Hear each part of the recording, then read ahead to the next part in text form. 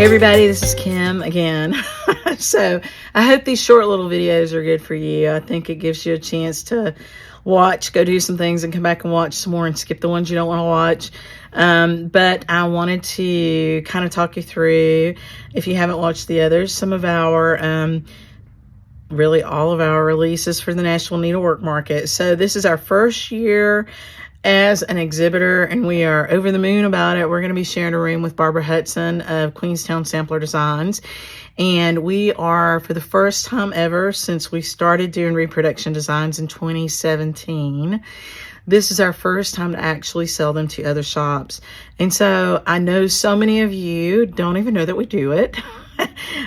We have people who come into the shop who are super excited to be here at the shop, and they walk into the linen room and they're like, why is this full of this one particular reproduction company? And I'm like, well, that's us. And so I know that a lot of you don't know about it, and I hope that you love some of these designs if you haven't seen them, and you ask your local needlework shop to bring them back home to you from market, and you give some of them a try. We are a teaching shop. We do lots of classes here. We do lots of tutorials online. We believe in education. We believe in sharing. And so you will hear me talk about lots of little tips and tricks for finishing smalls and ways to finish off your samplers if you don't want to frame them, and this is going to be one of those. So without further ado, let me talk to you about AEH 1741 Saxon Band Sampler. And I'll give you a little bit of history. This sampler is one that we, way back, almost a decade ago, when we first opened our brick and mortar, we gave away in our newsletter, band by band. And we were a tiny, I won't say we were a tiny little shop, but we weren't super well known.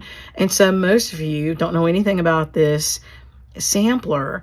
And it's a beauty. It's a beauty. And so we have taken it to print. I don't have a printed copy with me yet.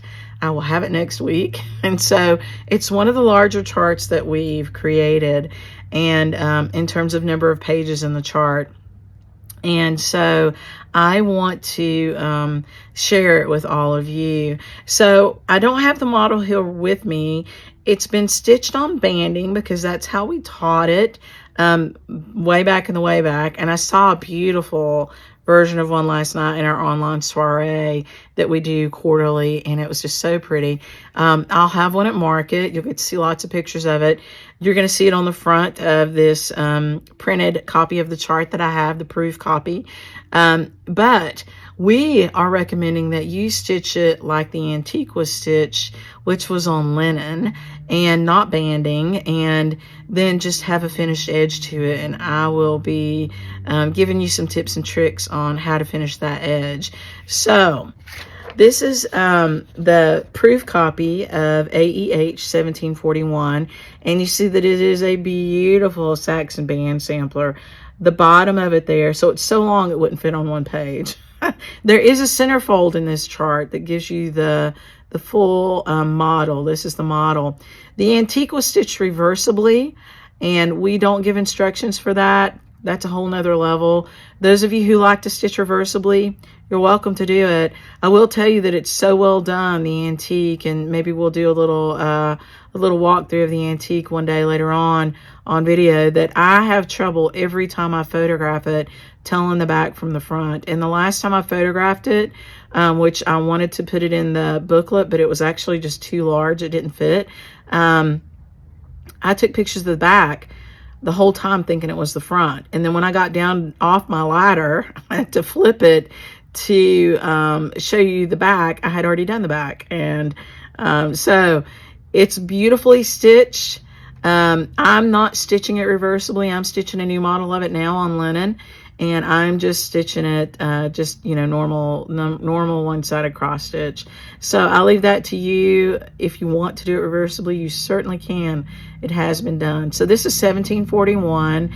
It's got some really great history in the chart about Saxon samplers and about these motifs, about where this was stitched, and I just love it. So you've got a peacock there, you've got a parrot, a stag. The little blue animal there with the spear through its heart is the Lamb of God. You've got pears in there and a beautiful heart. You've got an Adam and Eve with a really gorgeous snake on it. And a lot of these motifs are very interesting. You can find them in a book in the Metropolitan Museum of Art, predating this sampler and other Saxon samplers. So I think there was a pattern book out there for it. And I've given that information in the chart for you.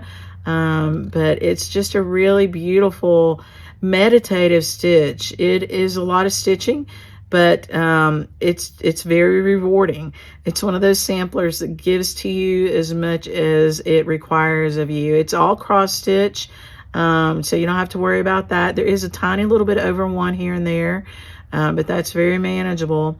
And the motifs are really cool. So in the booklet, I've given you some of the information about the meaning of the motifs. One of the things that I learned that I did not know is that not only were peacocks shown on a lot of antiques because they were thought to be omniscient because of their many eyes and the tail feathers, but there was a belief in Saxony at this time that the flesh of a peacock never decayed. And so it was a sign of immortality. And so that was really neat. One thing you have to think about when you think about motifs and their meanings is that the motifs can mean different things in different time periods in the same culture, or different things across different cultures. And so you really have to try to do some research into not just the place where it was stitched, but also the time that it was stitched in that place. And it has a spinning monkey / lady on it. This one looks more like a lady, although she looks a little bit like a monkey, but there's a whole history of that motif. The parrot has a certain meaning. The heart, which is the stag, has a meaning. And we try to cover some of that in the booklet. So there's a lot of pairs on here. And I actually just learned from Barbara Hudson, who we are sharing a room with this year at Nashville Needlework Market, that you see a lot of pairs on antique samplers, especially Saxon samplers, because there was a period of time where folks thought that the fruit on the tree of life was a pear instead of an apple. And so you'll see some pears here and there too. So I just think this is beautiful. The alphabet is gorgeous. The colorway is beautiful. It is a nice bright colorway in places. So you do have a bright parrot there. You've got this beautiful blue on the Lamb of God, and the pear has a lovely bright color. Those are the colors on the back of the antique. They are very well preserved. And this is one that you have a chance to pull these motifs off and make something really lovely with. I made last night for our soiree group, I did an kind of an adaptation of this sampler for that group.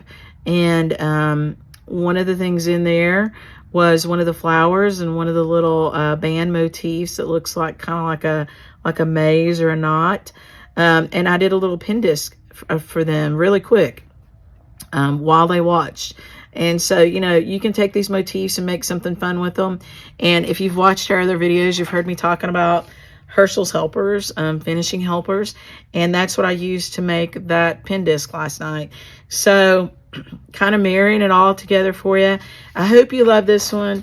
You can certainly ask your local needlework shop to bring it home for you from Nashville. It's AEH 1741 Saxon Band Sampler, and it is very beautiful. It is long, it's not wide. So for example, on a 40 count, it is 10 inches wide and 41 inches long.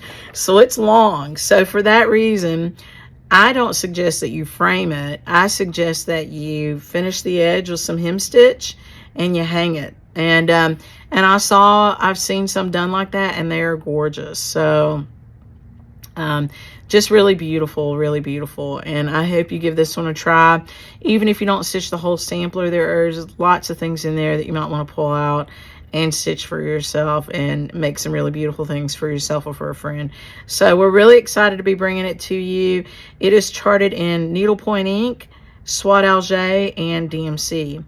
And it doesn't have a huge number of colors, 2, 4, 6, 20, about 20 colors. So it's got about 20 colors in it, but for a sampler that size, that's not crazy. And they're just all really pretty. I hope you love it, and I hope you ask for it from your local shop, or you can buy it from us. So kitting for it, you will need a skinny half. A skinny half, if you're doing it on 40 count or 36 count, you'll have leftover at the bottom. But you will ask for a skinny half, which means they're going to take instead of a fat half, which gives you a wide piece of fabric, it'll be a long skinny half. And we'll be kitting it here on some legacy linen and fox and rabbit, or whatever else you ask for, Weeks Dye Works, on a Zweigart base, whatever else you ask us for, we can do it. It's just a lovely, lovely stitch. Everybody who stitched it has really enjoyed it. So I hope you will too. It's its first time in print. It's no longer available on our website for free. It hasn't been for years. Excuse me, my throat is dry. And people have been asking me for it over and over. So here you go. I hope you love it. And I hope it gives you lots of joy as you stitch it. We'll be back and see you soon.